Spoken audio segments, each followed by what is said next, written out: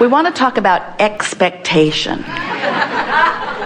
So we were pointing at you, and you kept looking behind you because you just couldn't accept that we were pointing at you.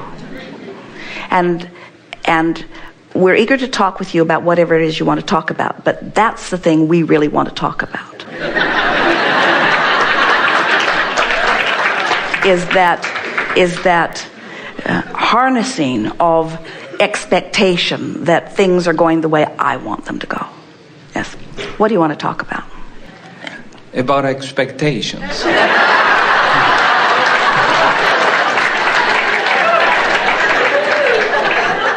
I hear in one of your CDs that you say that anything that we want is down the stream.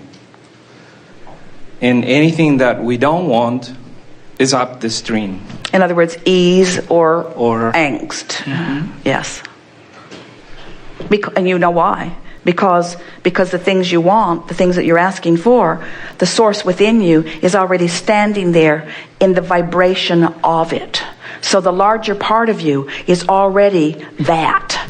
So the rest of you is being called to that, which means if you just let go of whatever it is that's holding you back, you'll go right there.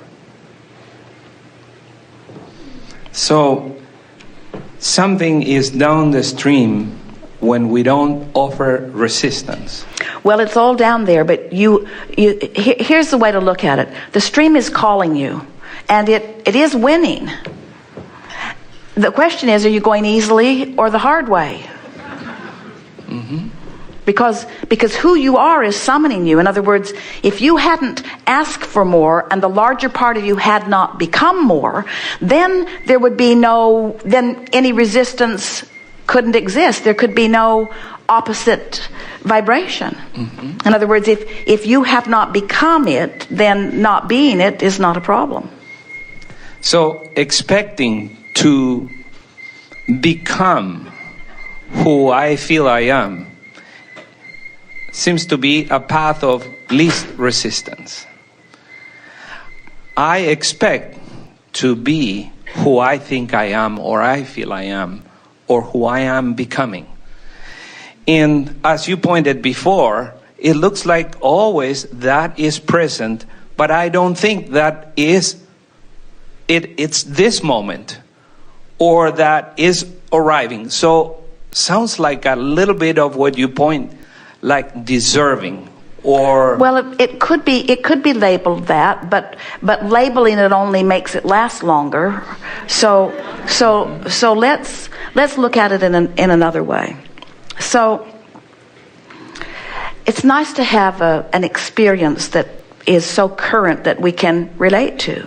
So here's a room full of people, and many people wanting to be called on, and vibrationally speaking, there is an unfolding here that's very beneficial, and so you light it up for us. In other words, we were aware of the content of that which is you. And by that we mean we could feel the power of your desire and its relationship to to it. In other words, what you want and what you believe, we could feel what that was about.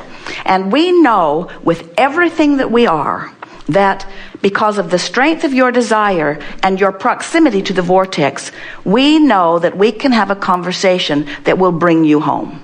In other words, we know that you're strong enough with your desire and close enough with your belief that with just a little conversation that you can really, really get this. So we reach for you, and even though you really wanted to be here and you really have an active question within you, your lack of expectation that you were going to be called on was so strong, you kept looking behind you. And even though we were saying turn around, you still didn't realize that you were the one.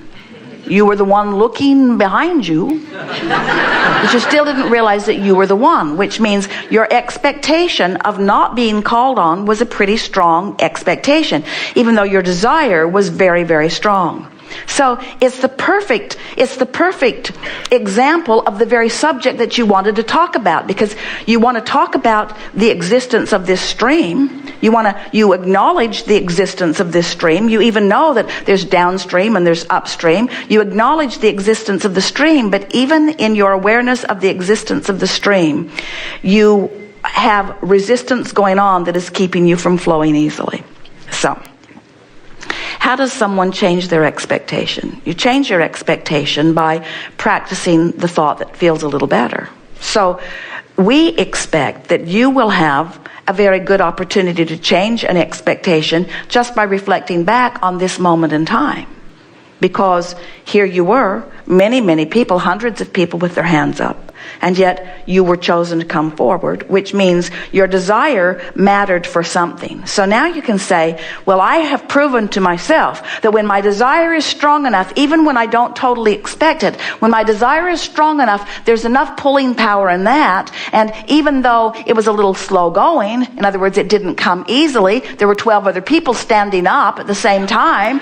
Abraham really harassed me. Abraham actually put their hands on Esther's hips and said, don't make me come after you. In other words, there was a lot. It wasn't the easiest thing that unfolded, but it worked out for me. It always will work out for me. And the degree of difficulty is the only issue that I need to think about. It's not will it happen or can it happen or if it will happen, because that's all for sure. It will happen. The question is when. And the when has to do with how much resistance I've got going on and how willing I am to sort of release the resistance.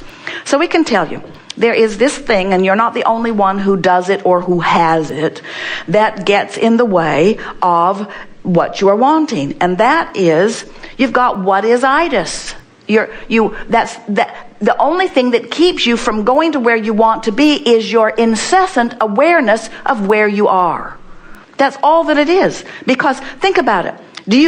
We love that you reflected back to us this analogy of the stream. This vortex is summoning in a very powerful way, and it's creating a current that is like a downstream current. It's very, very powerful. And if it were not for resistant beliefs that are pretty well entrenched, the stream would take you easily.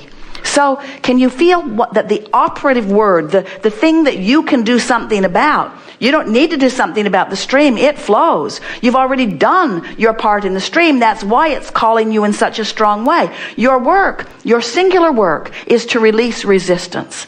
To release resistance. That's your singular work. Well, how does somebody go about releasing resistance? Well, we would say, don't think that negative thought. Well, that's screwy, isn't it? Don't think the thought I'm thinking. How can I stop thinking the thought that I'm thinking? And we say, well, you do have a good point. The thought you're thinking is active and it's bringing other thoughts like it. So how does someone effectively begin to offer a vibration that allows more of what you want instead of these chronic vibrations that disallow? And the biggest piece of it, the biggest piece of it is, if you could accept that what is does not need to hold such a large part of your attention. What is feels really current, but it isn't.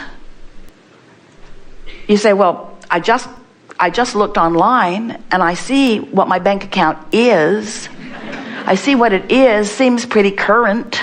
And we say, anything that's manifested really is old news, because the new vibration equals who you really are. But before that makes sense to you, we've got to convince you that you're a vibrational being, not a physical being with a bank account. And that's a pretty hard sell.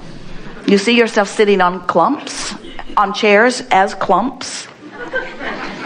Here's my clump, there's another clump, there's another clump, there's another clump. In other words, I seem pretty tangible. What is seems pretty real. And we say, you are a vibrational being. And if you will accept that you are vibration and that the larger part of you is who you are. So here's how it works.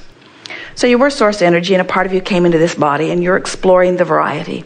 And you know what you don't want, and you know what you do want. And when you know what you do want, whether you speak it or not, a rocket of desire radiates forward, and is absorbed into that vortex. Your inner being literally becomes the vibrational equivalent of the new request. That one and that one and that one and that one and that one and that one and that one and that one and that one and that one and that one and that one and that one. So this source energy part of you is expanding and expanding. Well, that only matters to you because you have a vibrational relationship to that expansion. If you expand and you don't go, you don't feel good.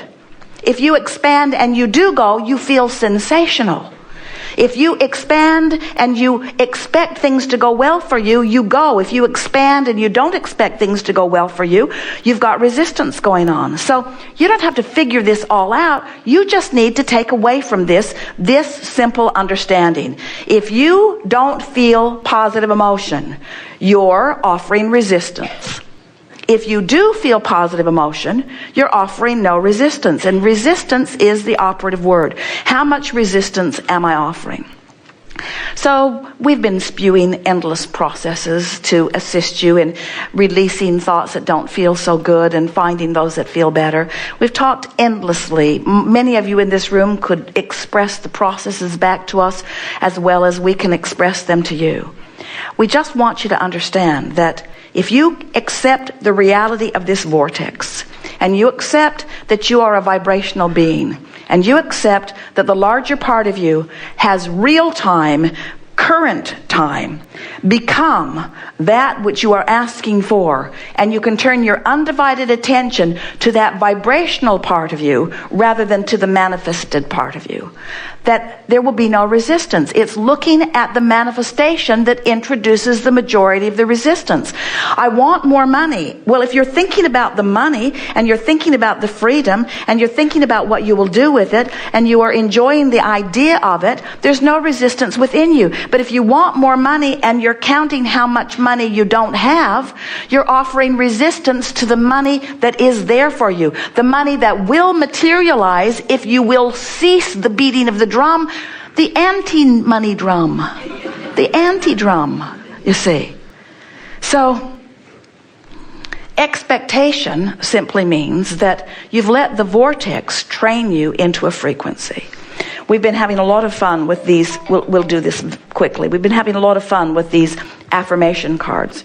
A lot of people understand affirmations because if you have an expectation, an affirmation can secure an expectation. In other words, if you are in the vortex and really feeling wonderful, and from that feeling of elation, from that feeling of stability and security, you're reading about money and the law of attraction. I will praise success wherever I see it. Ooh, that's a good feeling thought. I don't need to have money to attract money. That's a good feeling thought. That money can flow to me from where I am. I'm the creator of my own life experience. I love knowing that. I want to harmonize with my desire. That's the sweetest thing in the whole universe, to harmonize with my desire. Nothing's more important than I feel good. I know. I love feeling good. I just love feeling good. When you're in the vortex and you are affirming, you're practicing the vibration. You're holding yourself there longer, and your expectation is becoming stronger, you see. But if you're not in the vortex, if something's gone wrong, if you're facing reality, if you are embarrassed or worried or afraid of something and worried about finances, and someone says, oh, here, these are brilliant. Abraham wrote these. These are the most wonderful cards that I've ever seen in my entire life. They are magnificent. And you're standing in that place of worry and concern, and you say, I can always tell a different financial abundance story. Oh, God. I want to harmonize with my desire. Well, yeah, I sure would like that.